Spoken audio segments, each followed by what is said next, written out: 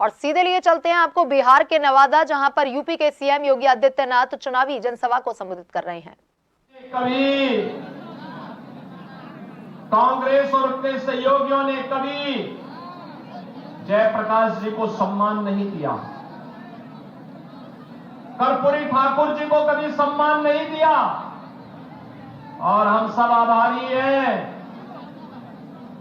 प्रधानमंत्री मोदी जी ने और भारतीय जनता पार्टी ने कर्पूरी ठाकुर जी को भारत का सर्वोच्च नागरिक सम्मान भारत रत्न देकर के बिहार वासियों को भी सम्मान देने का काम किया है। बहनों और भाइयों, यह भूमि बिहार की है, लोकतंत्र की प्रारंभिक भूमि के रूप में इसको जाना जाता है।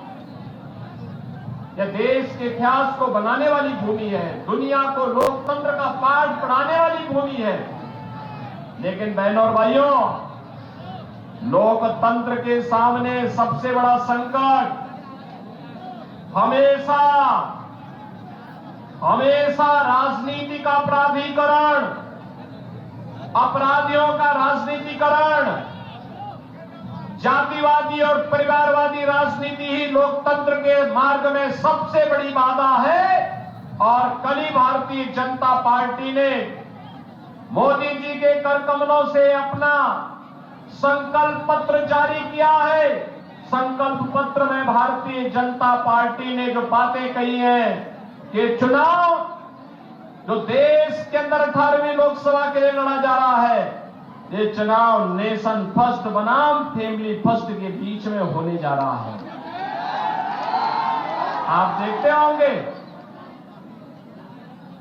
भारतीय जनता पार्टी ने अपने संकल्प पत्र में जो बातें कही हैं, आत्मनिर्भर भारत का, विकसित भारत का, भारत को दुनिया के यानी ग्लोबल लीडर के रूप में स्थापित करने वाले भारत का, उस भारत के लिए उन्होंने गरीब कल्याणकारी योजनाओं को मोदी जी ने, भारतीय जनता पार्टी ने आगे भी बढ़ाने की बात कही।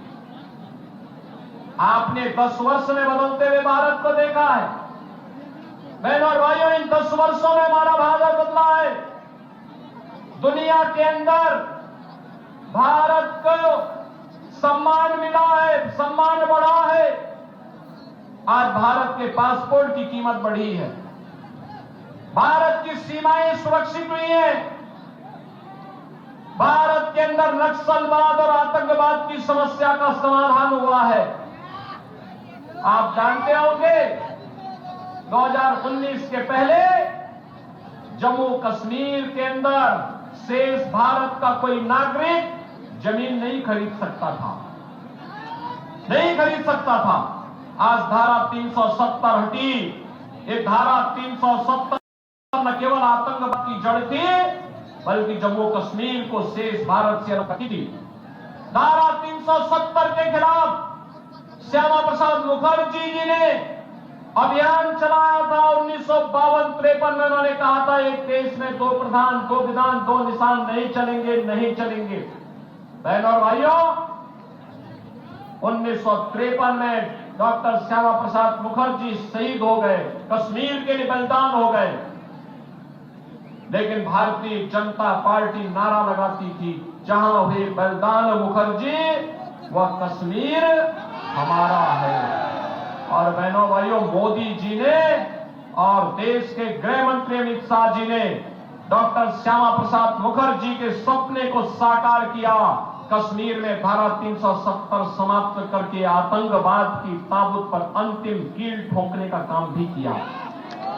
बहनों भाइयों, याद रखना, एक सुरक्षित माहौल में ही हम विकास की और सुशासन की परिकल्पना को आगे बढ़ा सकते हैं। नौजवानों के लिए रोजगार और आजीविका के साधन बढ़ा सकते हैं, कनेक्टिविटी को बेहतर कर सकते हैं।